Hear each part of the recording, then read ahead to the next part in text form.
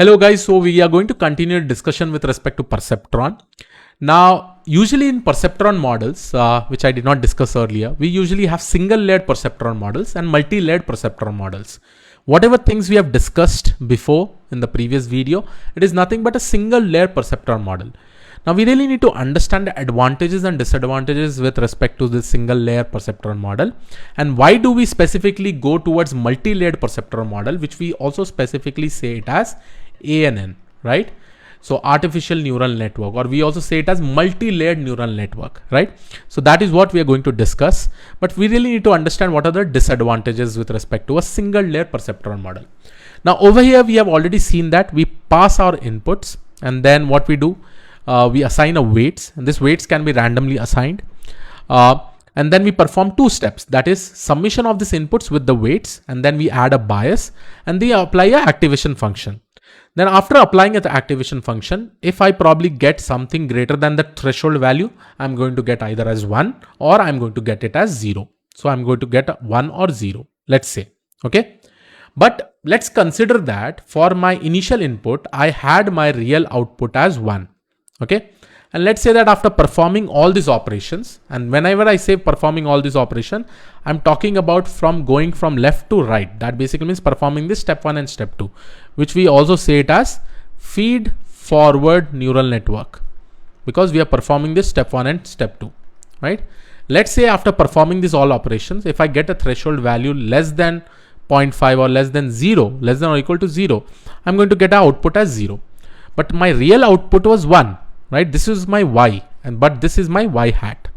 Obviously there is an error over here. So what we do, again we go ahead, change the weights, and again we do the feed forward neural network, right? We'll perform this particular operation, and then we keep on doing it unless and until we get this particular value similar, right?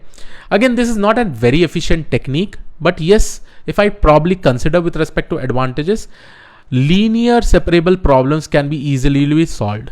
Separable problems will be solved with the help of this Perceptron. Now, what is linear separable problem? Let's say that I have a classification problem, right? Let's say I have two data points over here. So these are my first data points, and these are my second data points. Let's say these are my other data points. Now, in this particular use case, what will happen is that with the help of Perceptron, we will be probably able to create a best fit line. We'll be able to solve these problems with respect to the classification. And that is the reason we say it as binary classifier. Okay. But again, the technique that is basically used with feed forward neural network. And again, let's say that if the error is high, then again we go and change our weights randomly and probably again do the feed forward. It is not a very efficient technique, right? So in multi-layered neural network, we have techniques called as loss function, back propagation, and this was the biggest invention regarding the backward propagation, which we will be discussing about it. And because of the backward propagation, this weight updation will be happening very seamlessly, right? Over here, with the help of single layer Perceptron model, we are just focusing on feed forward neural network operations. That is step 1 and step 2. But what after getting the error? There is a concept of something called as loss functions, optimizers, which we are basically going to learn in the multi-layer neural network. So if I talk about a single layer Perceptron model, it is just good for basically solving binary classifier which are linearly separable.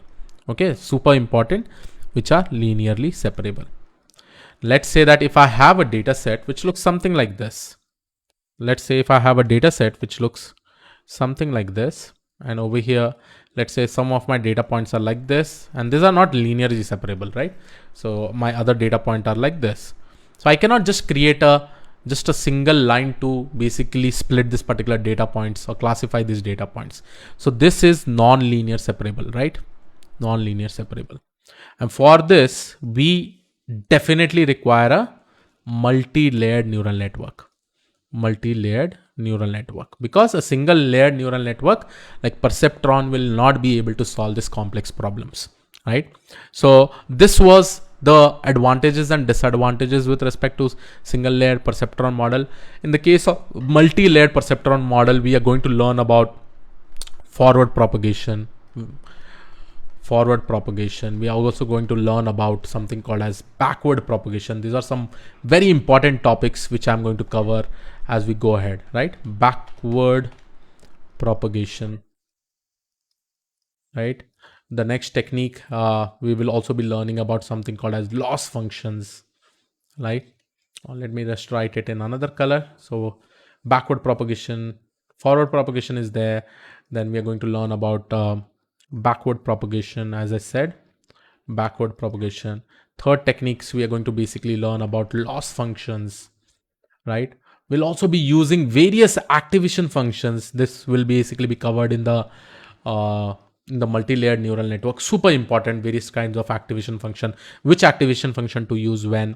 And then we are going to also cover about optimizers, which is super important, right? Because here we can just go towards the feed forward neural network technique, right? We can just perform the step 1 and step 2. We cannot just update the weights based on some mechanism. And this is just not an efficient way of updating the weights in the single layer perceptron model, right? So we'll be using this all techniques in the multi-layered perceptron model, which we also say it as multi-layered neural network, like ANN, artificial neural network. Okay.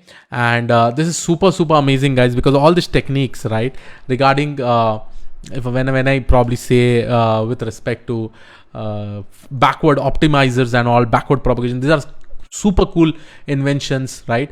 And with the help of this deep neural network, which we say, with the help of this multi-layered perceptron model, right, we'll be able to create deep layered neural networks which will be able to solve more complex problems, right? And that is what we are going to learn about in the next section about the multi-layered neural networks. This was it with respect to the perceptrons, and yes, I will see you all in the next video. And initially we'll be having a lot of theory videos, and then we'll move into practicals, guys, right? So this was it. I will see you all in the next video. Thank you.